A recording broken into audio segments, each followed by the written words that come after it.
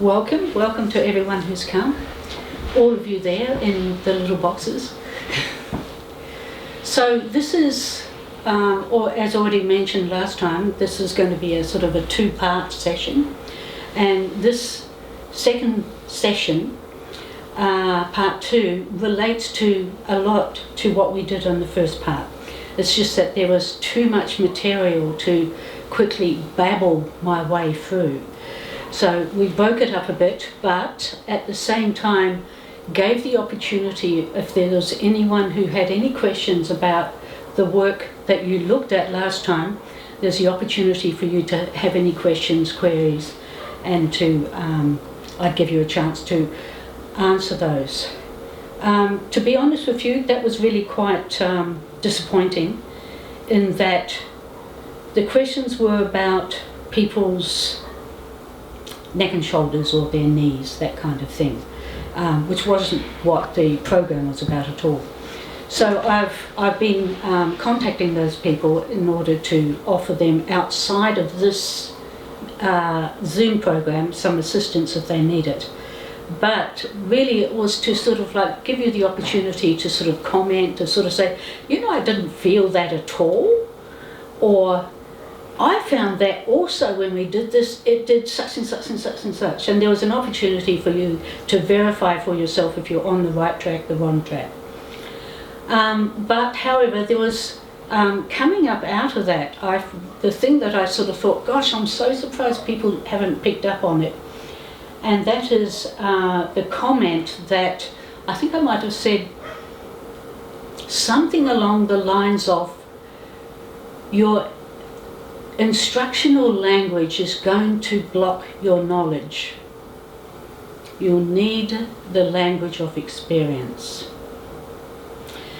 It's an unfortunate thing that what happens throughout our entire yoga life is that we have listened to from the very beginning, and we even get taught how to use a language that is, quantifiable, measured, and it's about their instructions of what to do. Now, that language, that whole vocabulary of what to do, is actually a little bit, I'm going to say it, it's dumbing the process down. Because what you need to really start to look at is what the experience is.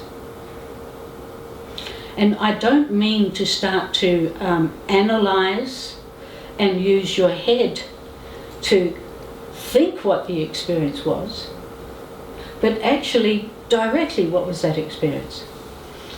This, when you start to look at it, can be very difficult.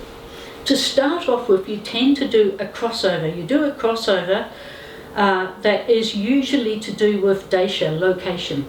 You start actually kind of like talking about, I felt this here. I can remember working with one group of students, and they kept on saying, yes, I could feel the extension here, like in the back of the calf muscle. And it's like, well, actually, there isn't a direct experience called extension of. So what I'm sort of saying, it takes a while, is to actually study what is it that you experience when you experience a thing. Not how you would describe it to somebody else, not how you would describe it to your students, but what is the language of that experience. And interestingly enough, what I find quite interesting about this is it has a tendency to acquire the words of the Buddhas and the Tanmatras. Prithvi, Up, Tej, Vayu, Akash, Shabda, Spasa, Rupa, Rasa, Gandha. Now, those are the Sanskrit words for it, but for instance, for Shabda, it's vibration. Now, vibration is typically an often felt experience. So it's not that you feel the extension of the back of the heel, but in doing that, you're going to feel something. you might actually find that you feel that there's quite literally a lateral relaxing out in the pose. Or you find that you're becoming smaller and smaller. Anima mahima, garima lagima.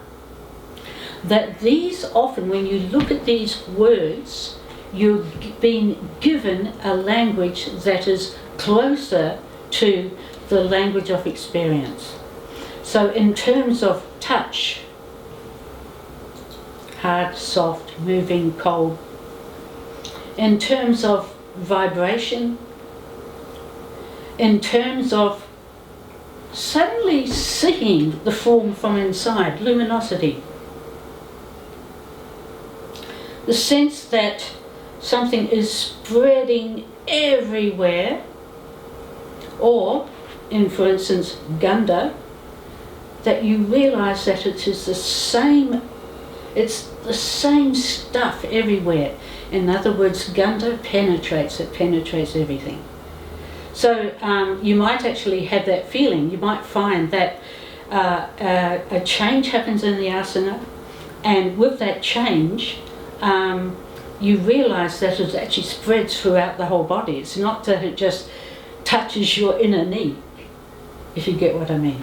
Okay, so I wanted the chance to actually widen that description out as what I'm talking about. I do believe it's the biggest limiting influence in our practice of yoga. There's no need for us to actually persist with that kind of instructional language, especially once we're at the point of taking on that process ourselves and we're starting to move a little bit beyond.